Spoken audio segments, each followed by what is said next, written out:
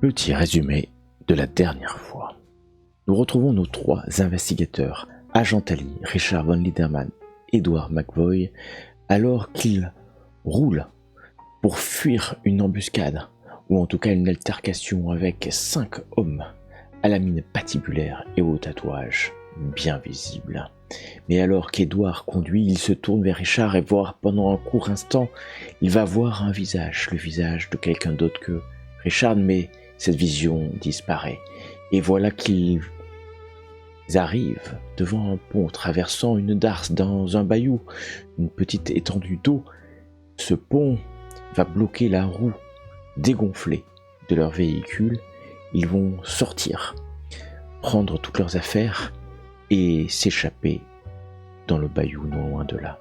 Alors qu'ils ont fait quelques mètres dissimulés par les arbres et par la végétation du bayou, ils voient arriver le groupe de poursuivants, en tout cas de ceux qui voulaient leur parler et de ceux sur qui l'agent Tally n'a pas hésité à tirer sans sommation. Voilà que ce groupe, où l'un d'entre eux va visiter, fouiller la voiture et laisser ostensiblement un papier dans celle-ci. Alors qu'ils repartent, quelques minutes plus tard, un fermier va arriver et va aider nos trois investigateurs à réparer leur véhicule pour les laisser repartir vers leur hôtel. Le message est un message de menace. Le message laissé par les 5 hommes est un message leur demandant d'abandonner cette affaire et de rentrer chez eux. Mais voilà qu'ils décident, plutôt que de rentrer, d'aller à l'hôtel et de passer une nuit fort agréable à manger, à se reposer, à se laver, mais aussi à regarder tous les indices qu'ils ont pu trouver pendant la journée. Le livre de notes de Douglas Henslow, la lettre qu'il a adressée à Walter Winston, mais aussi cette clé qui doit ouvrir un coffre à la First Bank of Long Beach, sans oublier cette statuette ou pierre recouverte d'inscriptions cunéiformes. Et après avoir passé de longues heures à étudier tous ces documents, un éclair de génie va toucher l'agent Tally, qui va crayonner le message de menace pour trouver des indications bien étranges. Mais voilà qu'au petit matin, après s'être bien reposé et avoir discuté de la marche à suivre, nos investigateurs se retrouvent à la bibliothèque de Savannah. Ils cherchent un plan, ils cherchent des indications sur ces inscriptions cunéiformes. Ils vont trouver un plan. Oui, la First Bank of Long Beach est à Los Angeles. Et Richard von Liedermann va identifier l'écriture cunéiforme comme une vieille écriture ancienne venant du cœur de l'Afrique subsaharienne. Mais dans la bibliothèque, ils se sentent épiés. Vous le sentez, c'est évident, on vous observe. Et vous cherchez, puis à un moment,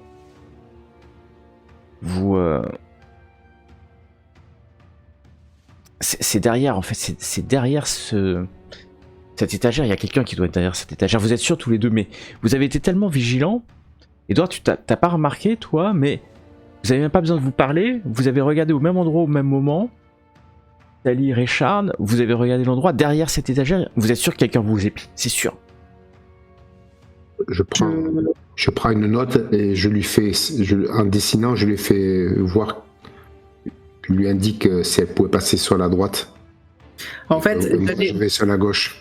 Moi, j'allais juste faire un truc, c'est en fait te faire signe justement de faire le tour, et que moi, en fait, j'allais simplement de notre côté de l'étagère, et je tirais un livre pour voir si j'arrivais à voir la personne.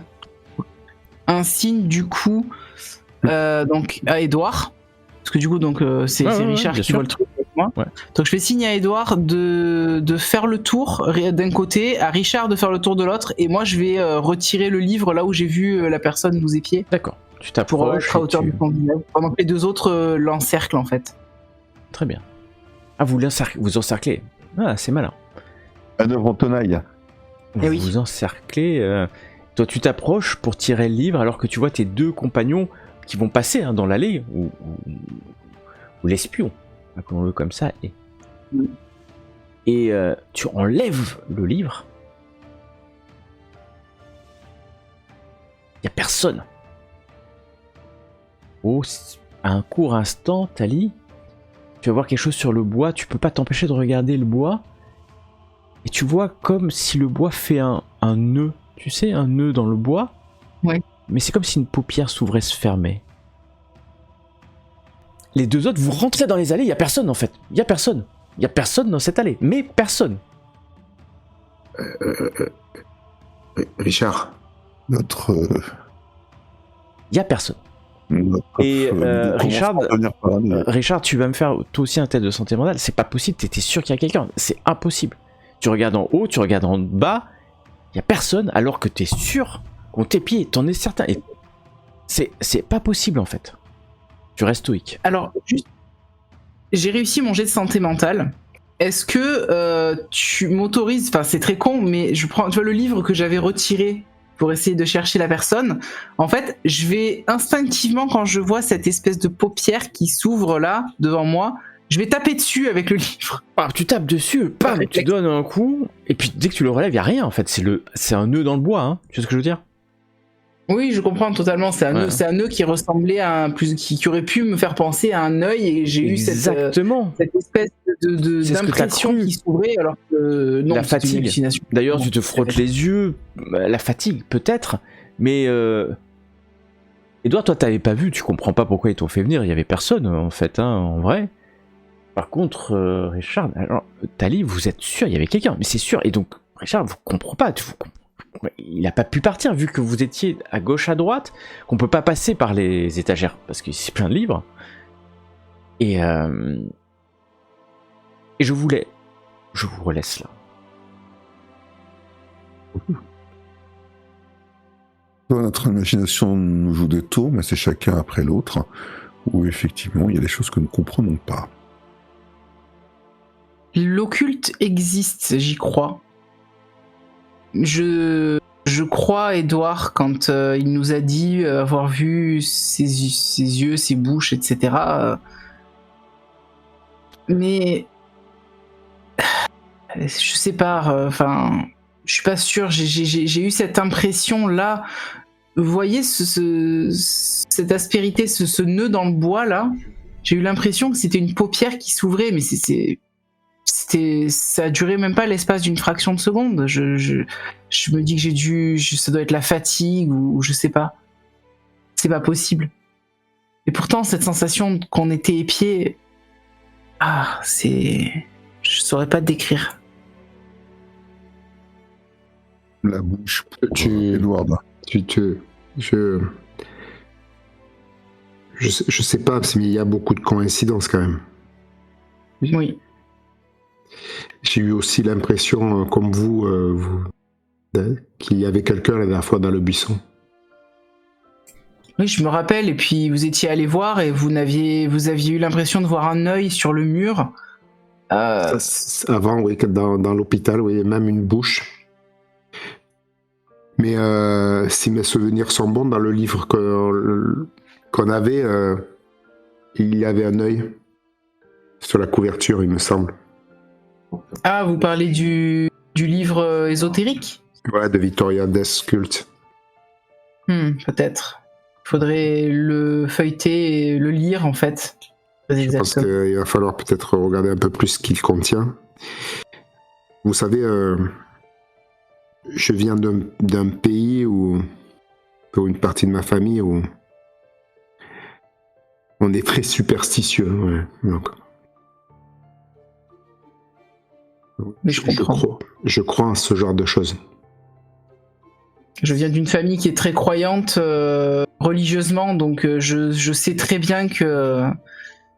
Enfin, j'ai été élevé avec les croyances en Dieu, mais du coup avec également les croyances en des choses plus démoniaques qui existent. Bon, écoutez, c'est pas rassurant tout ça quand même. Non, en effet. Est-ce que vous pensez qu'il est utile qu'on se tente encore d'aller dans cette clinique étrange? En fait, je ne sais pas si le directeur acceptera que nous rencontrions l'autre homme. Acceptera tout maintenant. Je ne sais pas.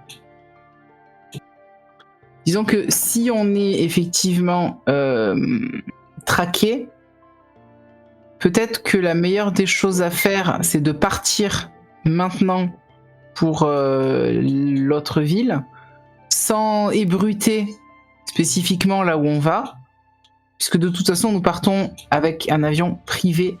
Donc à moins que nos suivants réussissent à prendre le plan de vol, je pense que ça peut peut-être nous donner une longueur d'avance. Mais partir sans avoir un minimum épluché toutes les informations qu'on peut avoir ici, elle me paraît... Richard, tu penses qu'il faudrait aller le rencontrer? Je pense qu'il nous reste qu'une seule chose à faire ici, de mémoire. Bon, c'est encore la journée, on se le tente, allez. Même on peut y aller demain matin. Non, mais il est tôt, là. C'est au milieu de l'après-midi, hein, vous avez passé des heures à la bibliothèque. Il y a passé la journée. Ça prend du temps, oui. ça prend du temps, Pas... malheureusement. Excusez-moi, j'ai pas vu le temps passer. Moi non plus, rassurez-vous. Mais ça vous étonne pas, hein, parce que c'est long d'être dans une bibliothèque. Peut-être aller demain matin au sanatorium et partir dans l'après-midi si nous n'avons pas d'autres... Dans la foulée, on va peut-être prévenir...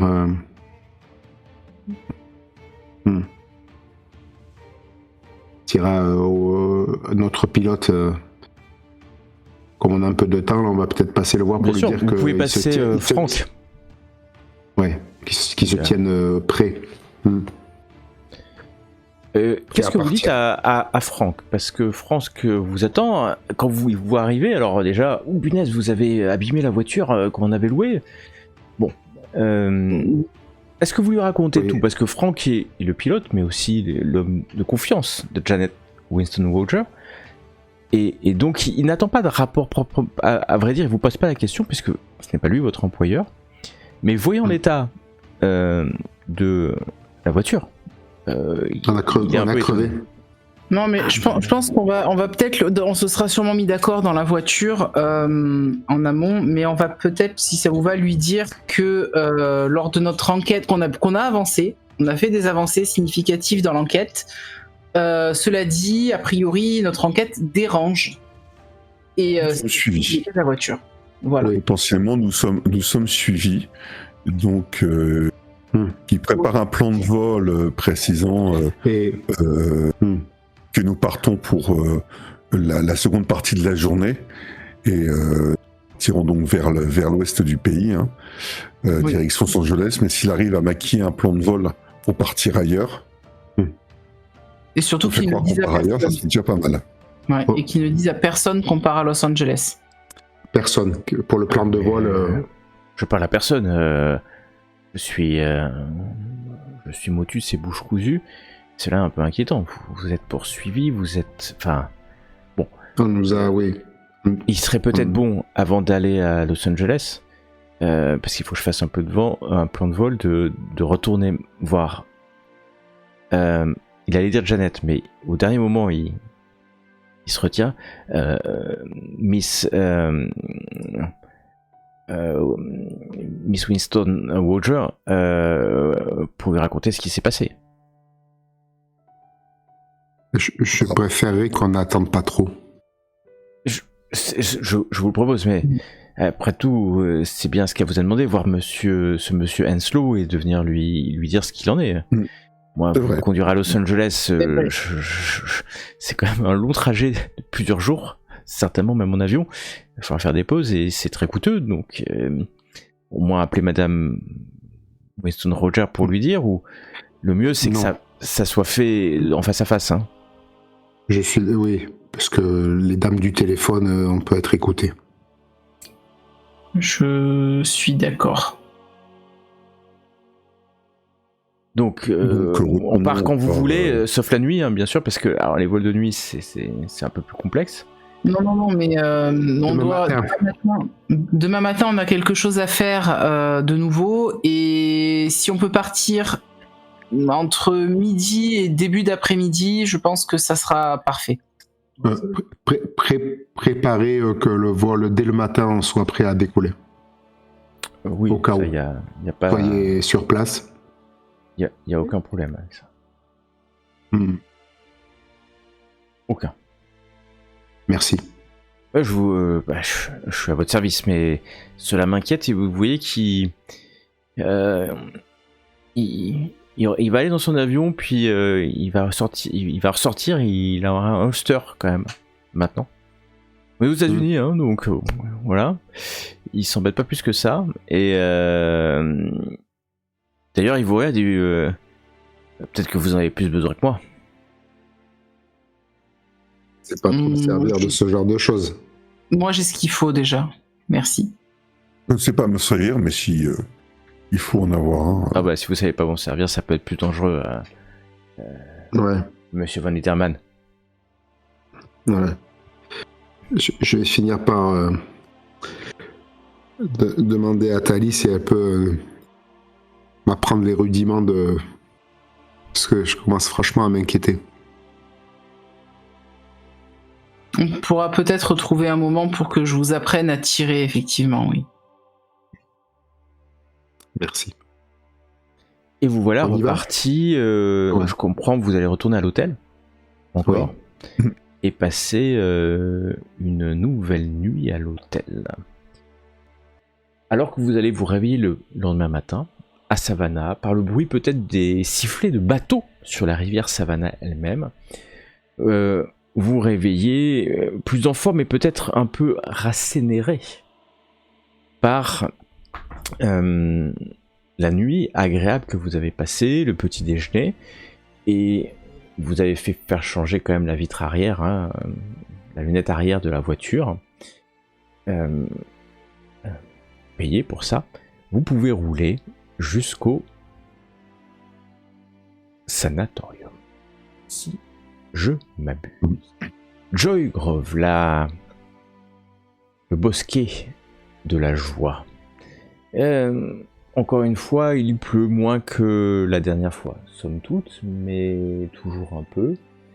Quand vous allez arriver là, il y a, pour le coup, encore du monde quand vous allez rentrer, et le docteur Keaton va vite être, parce qu'il y a l'infirmière, hein, vous vous rappelez de l'infirmière Bethany, qui va venir vous voir, elle est de jour, et elle va vite appeler le docteur Keaton lui-même, qui va venir de ce pas-là, tout de suite venant s'enquérir auprès de toi, Edward.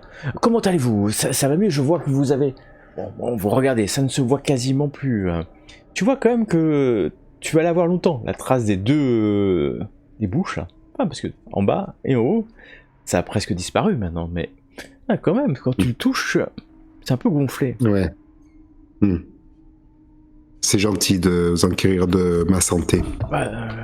Je vous en prie, monsieur, mais que me vaut l'honneur de votre visite? Des visiteurs si dignes d'intérêt et si respectables et respectés. Madame, mademoiselle, plutôt monsieur, va-t-il saluer Richard? Je ne pensais pas que vous alliez revenir. Non, nous venions vous montrer à quel point nous sommes reconnaissants de l'hospitalité et de la prise en charge des soins de notre ami blessé. Oh, ben, je vous en prie. Il a l'air d'aller un peu mieux, il a l'air d'être soulagé depuis votre départ, comme si une pierre était sortie, m'a-t-il dit, de son cœur pour rentrer dans le vôtre, m'a-t-il dit. Mais je suis chagriné, quand même. Vous êtes chagriné. Ah, faut pas être chagriné. Alors, il va remettre ses petites lunettes rondes, et, repeigner ses cheveux blancs, sa barbe impeccable, remettre un peu sa cravate. Mais pourquoi êtes-vous chagriné, mon bon monsieur? Bethany, allez chercher du thé pour mes amis. Vous êtes passé ses amis, hein, maintenant. Nous allons devoir partir incessamment sous peu et que mon ami soit examiné par d'autres confrères à vous. Et donc nous allons quitter la ville et même l'État. Donc nous venons vous dire au revoir. Cependant, nous devons quand même terminer les diverses missions qu'on nous avait confiées, et nous devons aussi rencontrer un homme qui est aussi dans votre hôpital. Et donc, afin de faciliter rapidement notre départ, nous sommes venus vous voir directement afin de rencontrer un... Comment s'appelle-t-il Edgar Job. Edgar Job. Nous en avions parlé de Monsieur Job lui-même. Oui. Alors, c'était pas lui qui l'avait agressé à l'origine. Et si, exactement. Ah oui. Rappelez-vous. C'est cela. Il est venu et en fait, il est venu pour rencontrer Monsieur Henslow, Douglas. Alors nous l'avions laissé parce que nous pensions peut-être que c'était un ami. Enfin voilà. Et quand ils se sont vus, ils se sont regardés. Moi j'étais pas là, hein, c'est l'infirmier qui m'a rappelé. Et ils se sont jetés l'un sur l'autre. La police, comme des sauvages. La police est intervenue, mais Douglas Henslow n'a pas porté plainte finalement. Et en plus, Edgar Job a été considéré comme fou, ce qui fait qu'il a été interné ici. Alors, et comme je vous disais, il sortira d'ici peu puisque l'État bientôt ne paiera plus son hospitalisation. Et est-ce qu'il nous est possible de le rencontrer, ce monsieur Job? Ah ben, à vous, tout est possible. Il est visible, je veux dire, il est dans un état calme. Il est visible, bon. Si vous voulez qu'on le calme, il sera calme. Comptez sur moi.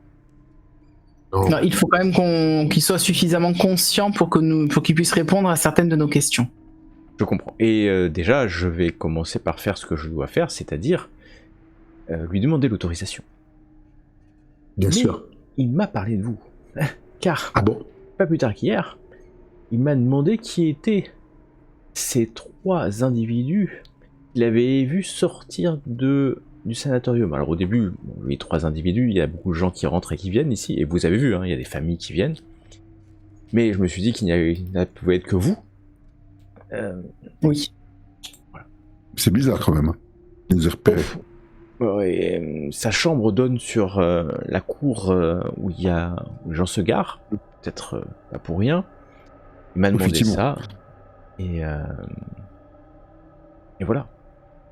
Et ça lui arrive souvent de poser ce genre de questions?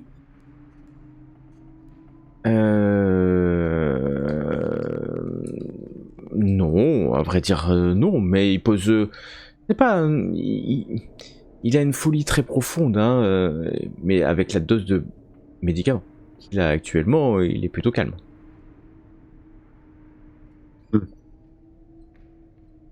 D'accord, très bien.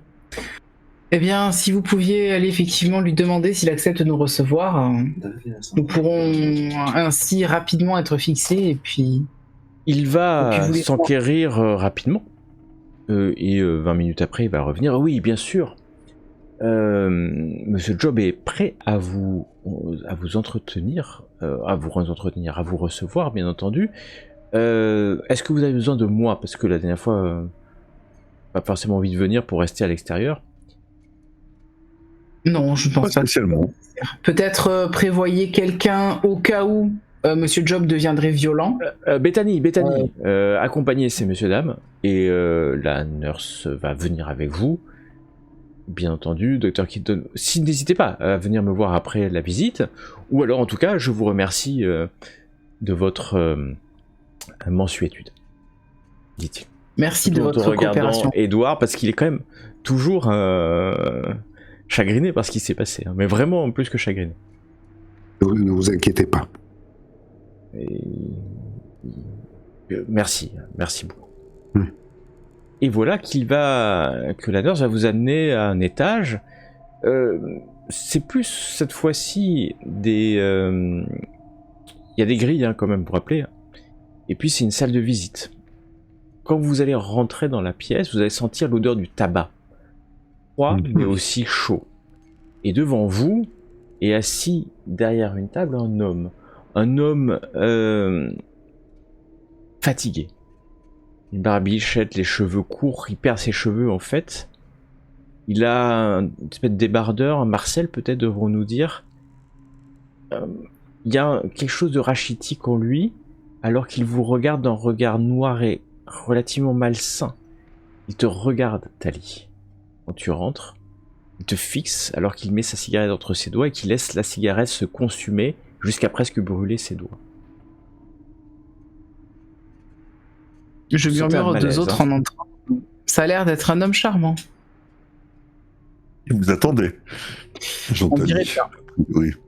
On dirait bien, effectivement. Et j'avance en fait peut-être un peu avant mes deux comparses et je viens m'asseoir sans cérémonie face à Edgar Job. Monsieur Job.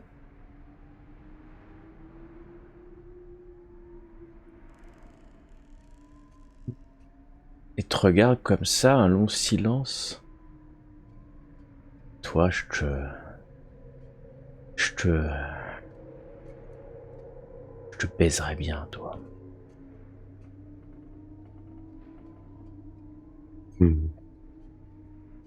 Je sais pas quoi répondre à ça. C'est la première fois qu'on fait une avance aussi directe. Non, mais moi, par contre, je me retourne, je dis, ce n'est pas des choses que l'on dit à une dame, monsieur. Je te parle pas à toi. Mais moi, je vous parle. Vous inquiétez pas, Edouard. C'est pas la première fois que je vois ce genre d'individu. Vous jouez les durs, Edgar. Vous aimez ça? Impressionner les femmes? Leur faire peur? Ça vous plaît, ce sentiment de puissance? Ce que j'aime leur faire, c'est les faire jouir.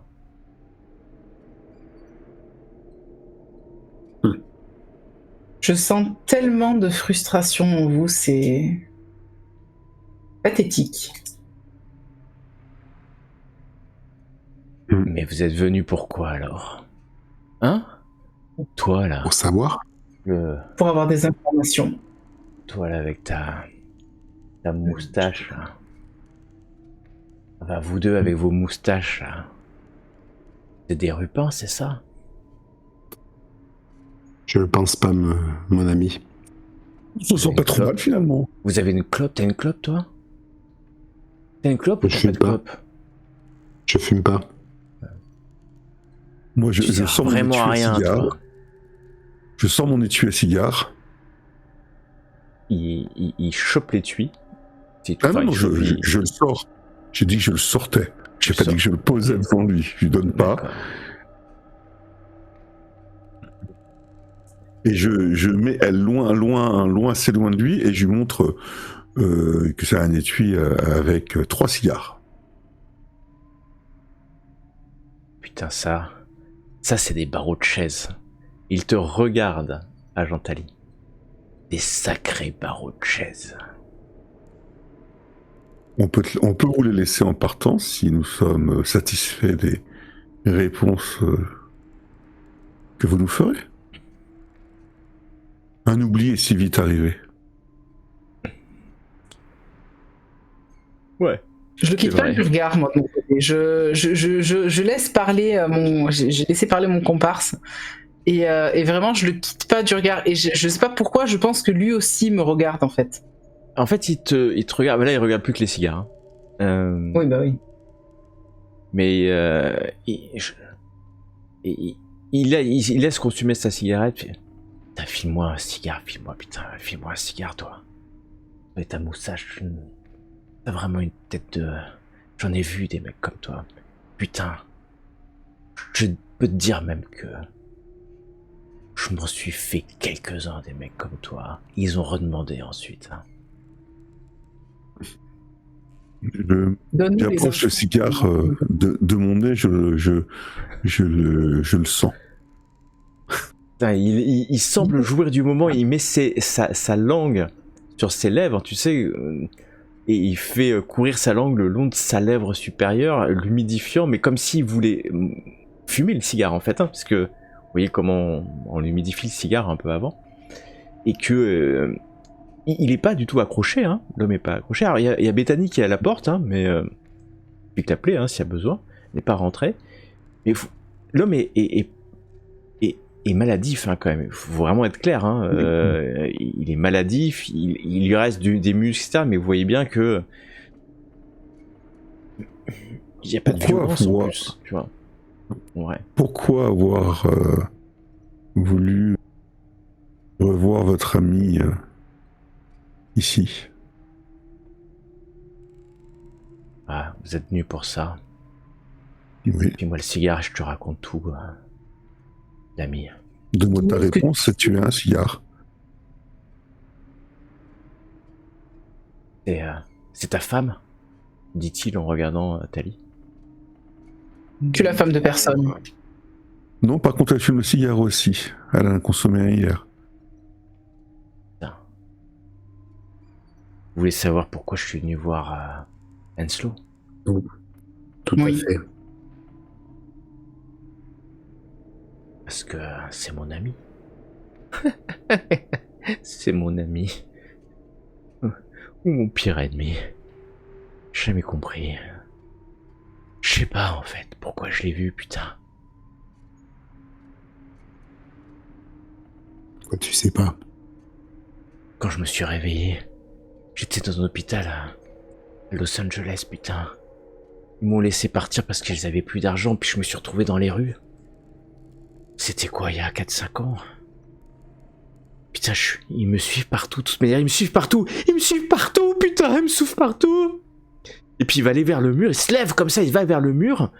Et vous voyez qu'avec sa cigarette, il dessine un symbole, il dessine un cercle, et un arc de cercle autour du cercle, putain. Putain, ils me suivent partout.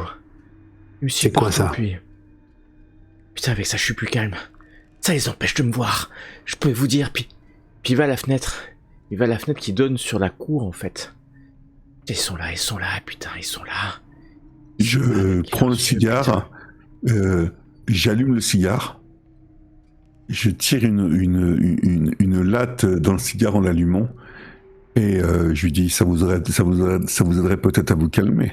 Et il vient, il prend, il force un peu hein, pour prendre le cigare. Je lui donne. Il tire comme ça, putain. Il est Ça, bon. je me suis réveillé, putain. Et puis j'ai voulu comprendre ce qui s'est passé, mais j'ai voulu ce qui s'est... Qu'est-ce qui s'est putain de passé là quand on était avec les Chavaria? Et puis je me rappelais ce qu'ils avaient crié. Ils ont crié Winston.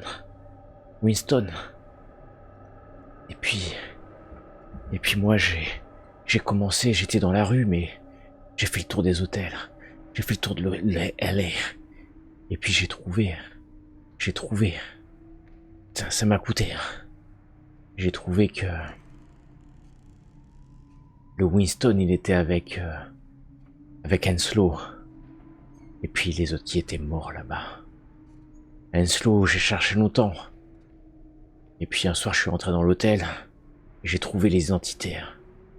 Ah, j'ai dû assommer, putain, le concierge de l'ambassadeur. J'ai dû l'assommer, mais j'ai trouvé leur carnet. Ça faisait 5 ans qu'ils étaient partis. Mais ils avaient gardé les archives. J'ai trouvé le nom de Douglas Henslow.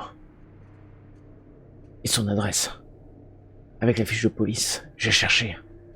Et j'ai retrouvé à Savannah. Alors ça m'a pris du temps, j'ai travaillé. J'ai traversé les États-Unis. Mais ils me suivaient tout le temps, putain. Ils me suivent tout le temps, ces enculés. Ils veulent me baiser. Mais ils mourront pas. C'est moi qui vais les baiser. Je vous le dis, je vais les baiser. Et puis j'ai voulu savoir pourquoi putain d'Henslow. Je suis allé chez lui, je cherchais, et puis il m'a dit.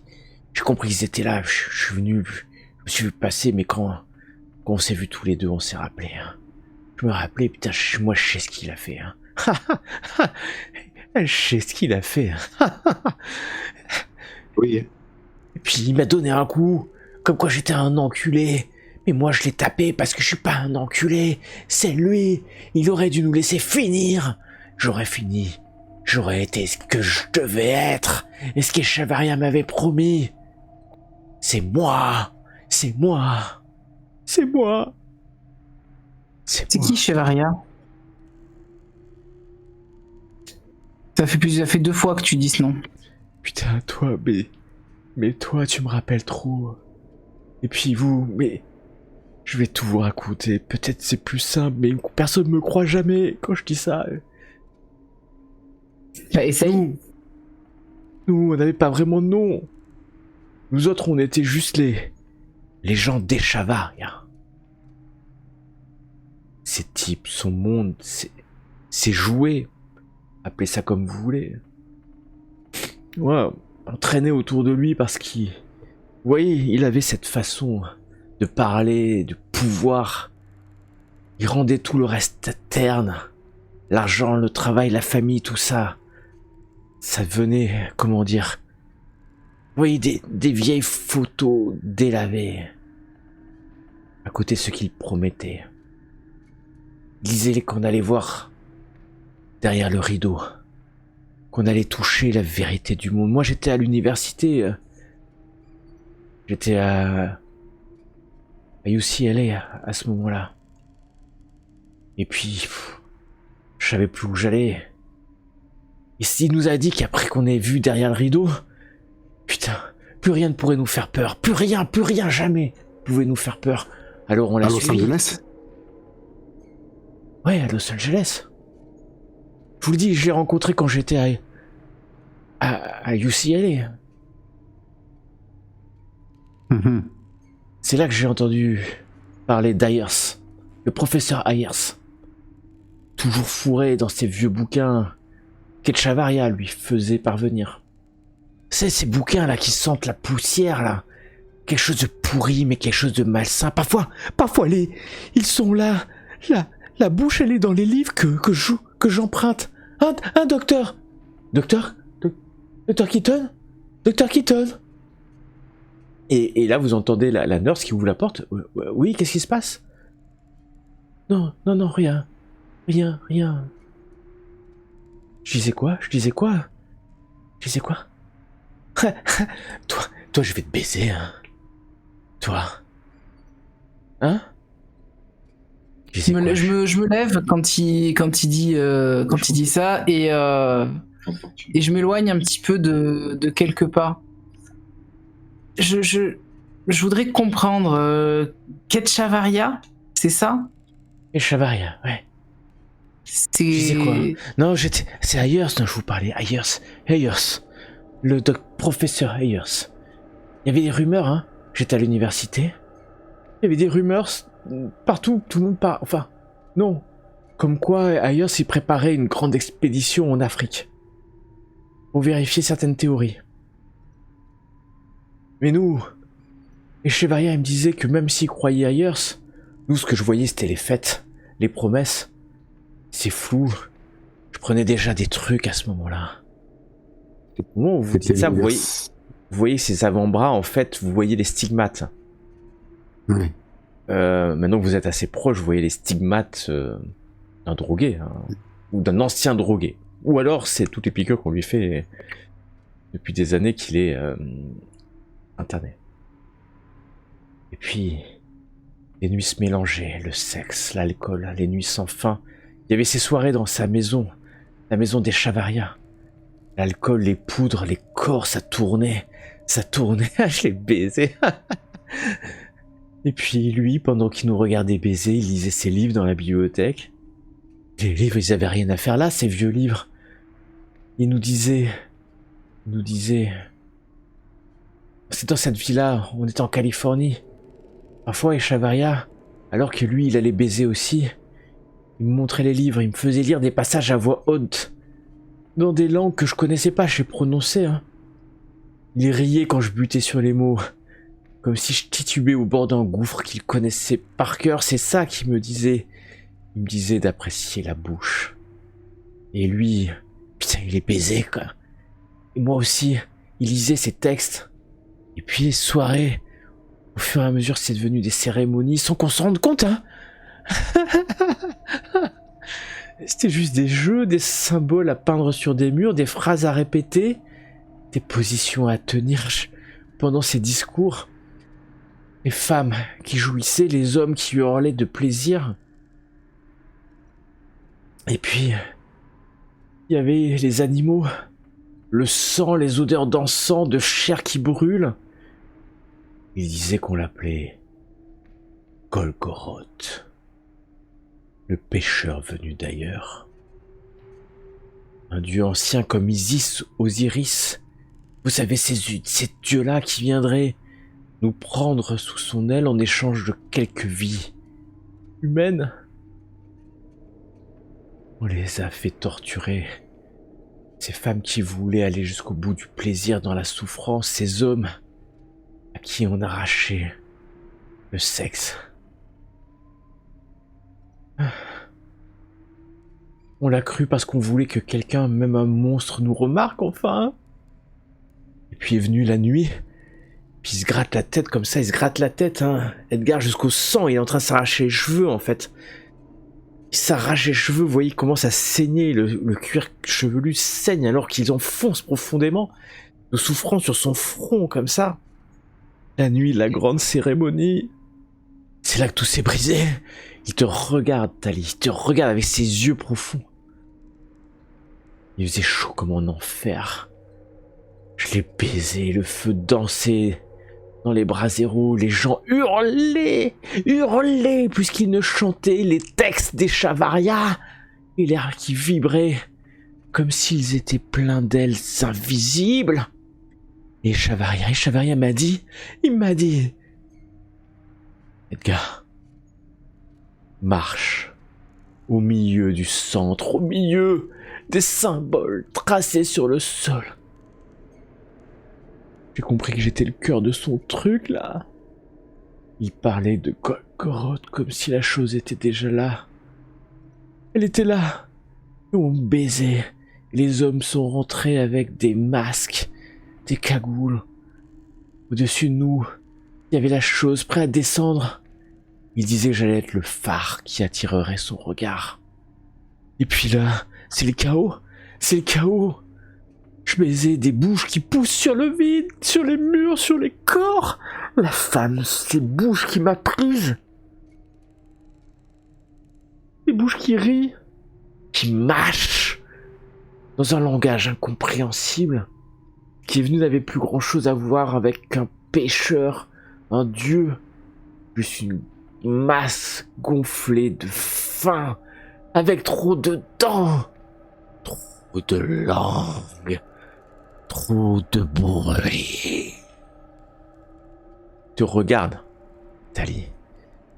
Trop de bruit. Les gens autour de moi se jetaient dedans, dans les bouches ou essayaient de fuir. Certains se sont fait arracher des bras, des jambes, de sexe, la tête, sans avoir le temps de crier. J'ai vu Chavaria hurler, lever les bras. Il se lève, Edgar se lève, comme un prophète. Et puis...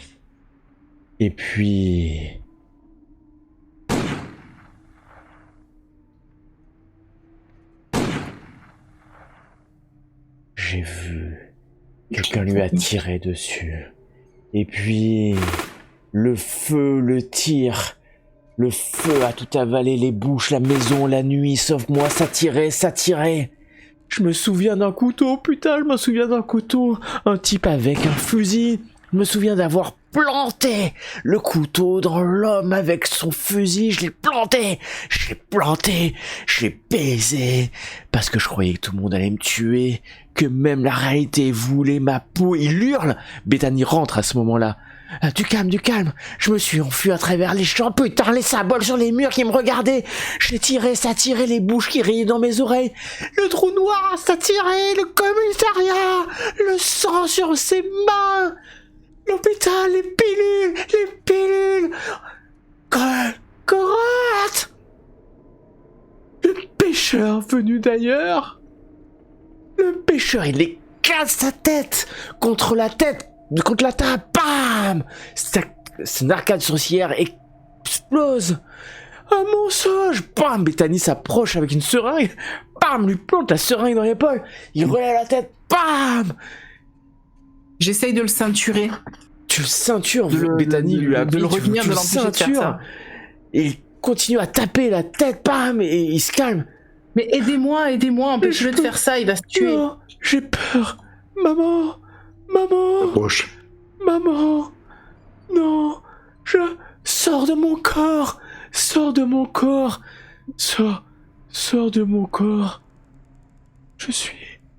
Non. Il est recouvert de sang, alors qu'il est assommé.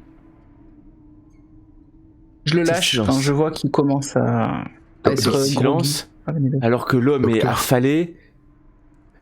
Bethany a sa seringue qui est vide. C'est le silence.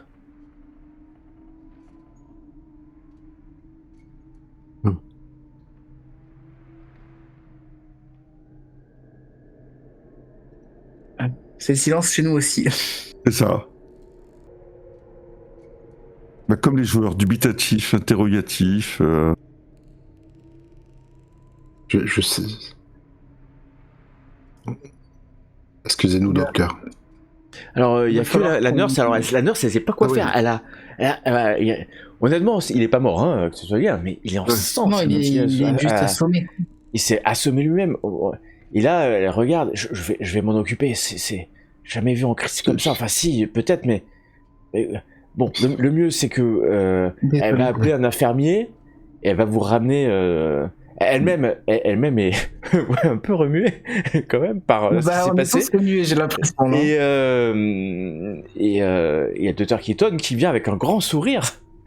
Alors, comment ça s'est passé? Il voit vos visages, que je devrais dire peut-être un peu pâle. Et lui-même, nos mines déconfites. Ça va? Bethany dit, oui, il a fait une crise de folie, docteur. Et il a encore parlé de ce pêcheur, de ce Golgoroth, mais surtout, il a insulté plusieurs fois Madame avec des mots. Non, c'est rien, ça, vous inquiétez pas. Il a surtout essayé de s'éclater le crâne contre le bureau. Non, alors Keaton, à ce moment-là, non, c'est pas possible. Et assez rapidement, il va essayer de rejoindre, enfin, il va vous laisser pour... voilà, dans sa démarche un peu vive, l'homme Keaton est assez vieux, alors que Bethany vous regarde un peu décontenancé. Vraiment désolé, on aurait dû être plus présent et peut-être lui donner plus de barbiturique avant. Bon... T'inquiétez pas, il n'a pas été agressif envers nous. Ouais, si, il a été plutôt vulgaire. En fait, elle a certainement tout entendu derrière la porte. Hein, mais... Oui, bien sûr. Ouais. Bah, du coup, ne vous inquiétez pas, c'est pas à vous de vous excuser, c'est à nous. Notre présence, visiblement, l'a perturbé beaucoup plus que ce qu'on pensait. Je la regarde, je sors mon étui à cigare et peut-être 3-4 cigares encore dedans. Donnez-lui ça la réconfortera au moins. Alors elle va le prendre. Oui, je suis. C'est pas. Là, on va surtout le mettre sous calmant pendant. Et gardez-lui ça pour le réveil. De longues heures. Et même elle est un peu, mais bon, c'est son métier, elle va se reprendre.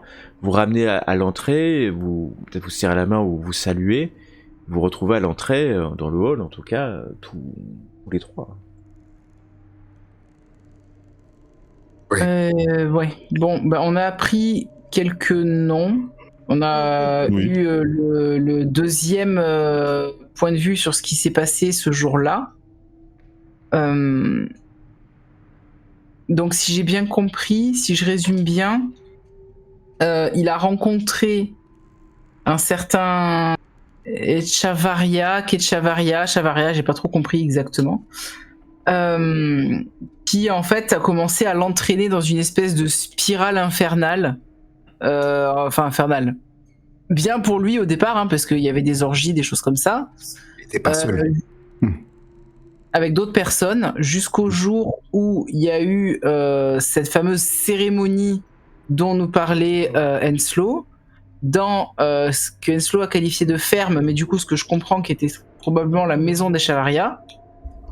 Et c'était pour conjurer une créature qui s'appellerait Golgoroth. Il t'oublie qu'il a rencontré un certain professeur Professeur à UCLA. Oui. Qui l'aurait mis en contact ou alors qu'il ferait partie d'eux. Oui, très certainement. Et qui, a priori, préparait une expédition en Afrique. Et vous, de votre côté, vous avez découvert que les pictogrammes sur la pierre étaient africains. Est-ce Oui, qu'il y a africain, pas un lien subsaharien. Oui. Oui.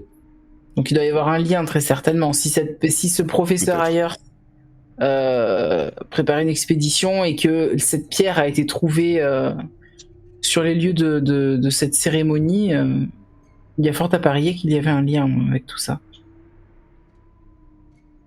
Eh bien, je crois que notre destination est claire. Il faut qu'on aille à Los Angeles. Oui, c'est un peu inquiétant quand même. Oui. Pour l'instant, je pense qu'il va falloir peut-être rendre compte à notre...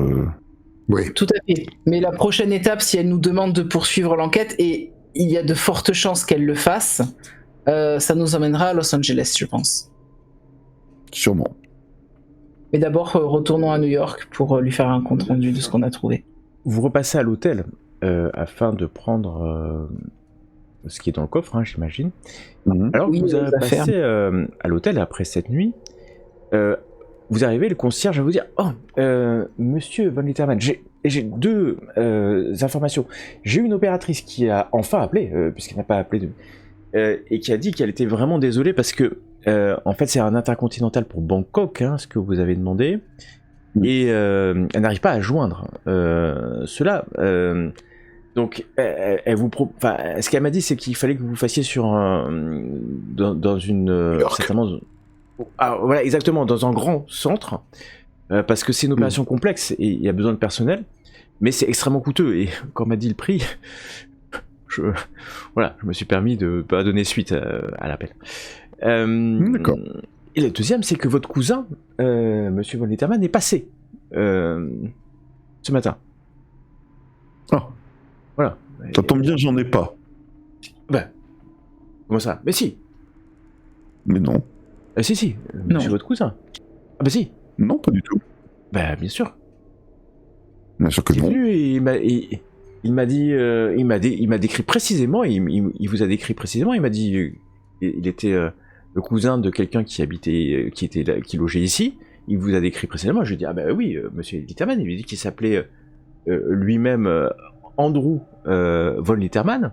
Alors c'est vrai que c'est juste après que je lui ai dit votre nom, mais en tout cas, il m'a demandé si je pouvais, s'il pouvait vous faire une surprise en vous attendant dans la chambre. Sachez que ce n'est pas les habitudes du Marriott. Je lui ai dit de repasser. Nous ne laissons pas rentrer n'importe qui dans les chambres. J'en doute bien. Il a eu l'air un peu contrit et puis il est parti sans dire un mot. C'est pour ça que je me permets de le dire.